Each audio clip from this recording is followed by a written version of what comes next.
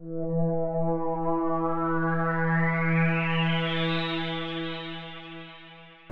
evening, everyone. I'm Erik Prado alongside my colleague Sam Sherman for the Daily Illini Sports, and this is our post-game recap, post-game observations after Illinois football defeated Texas State 42-35. It's actually, Sam, kind of odd that we started off good evening because if you can see, it's dark out. This game started at 3 p.m. If you're not aware, there was about a 2-hour rain delay at the start, near the start of the second quarter. And honestly, I think that rain delay was good for this football team because up until that point, there was one play, the first play of the game, when they scored, and then after that, just ugly. Texas State was getting their way with defense. Offense wasn't doing anything, and nothing.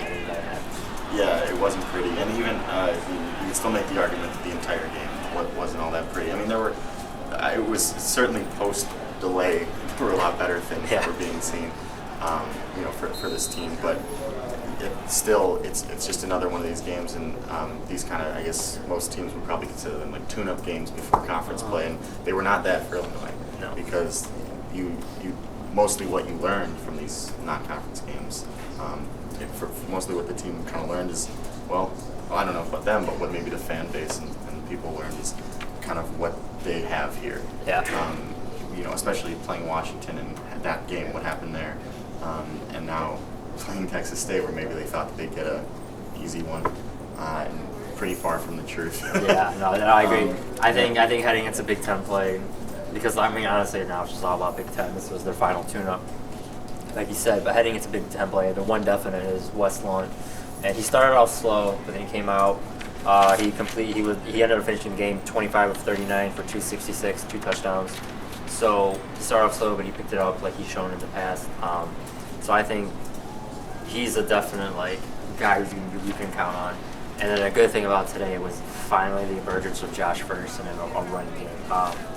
He had, excuse me for looking at the stats, but 14 carries for 190 yards, 2 TDs.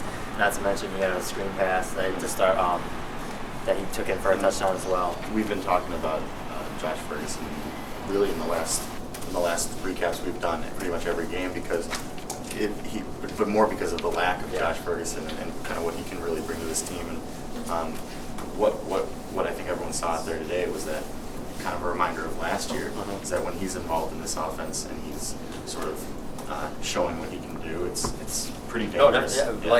This is football 101. If you have balanced offensive attack, you're very, very, very dangerous. And so if he can keep this up through Big Ten play plus West Lawn, the offense can definitely make some strides in Big Ten play, put up some points and things like that. What are your thoughts on the defense? Actually, not bad.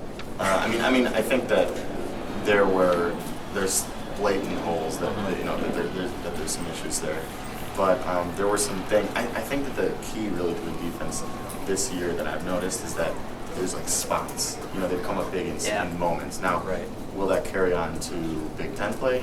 I don't think so. But I think that the nice thing for them is that they can kind of see some of the younger guys out there. Jahad Ward had a sack today. So these guys coming up, and Bentley had an interception, or pick 6. And so those are things for them that, that give them kind of that confidence that maybe they can, make some noise. It was almost a tale of 2 halves for the defense. Absolutely. The first half was just ugly, like I said earlier. The second half, they forced Texas State to punt the ball more. They got more sacks. Bentley had that pick 6 near the end. It was essentially the clinch. Essentially won the game because Texas State scored that touchdown. Yeah. So, like you said, there's been spots, and there's definitely.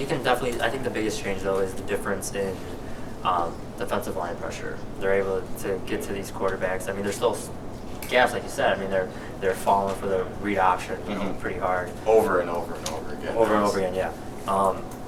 And then, but I think just about that kind of defensive pressure, it's good for them that they're getting that up front. But the problem is that they weren't able to really close on a lot. I mean, they'd have Tyler Jones, the quarterback for Texas State. They'd have him pressured, and then he still complete a pass. So I think a lot of this stuff is still kind of growing pains and kind of finishing the job in some of these defensive pressure. Yeah. So before we go, this is an exact spot where the Illini were last year. 3-1 heading into Big Ten play, and the first Big Ten opponent is Nebraska. At Nebraska. At night. Same exact spot. At night. Yeah. I guess I mean, I know it's quite early it's another week until that game, but do you think do you see an obvious difference between 2013 and 2014 heading into Big Ten play? You know, an obvious difference. I'm not sure. I think that this is an offense that if it can come together like it has in certain points of this season so far, I think that they can be definitely a lot. I mean, even though the offense last season was pretty good, themselves. I think that what they're hoping the change is that there's maybe some more defense that can happen, because I think the offense is just going to be fine, even going into Big Ten. I think that they're going to continue maybe a little bit of a drop off. Oh yeah, so for again, Illinois heads to Nebraska next week to start Big Ten play. So yeah, for the Daily Illini Sports, I'm with Sam Sherman. I'm Erik Prado, and thank you for tuning in.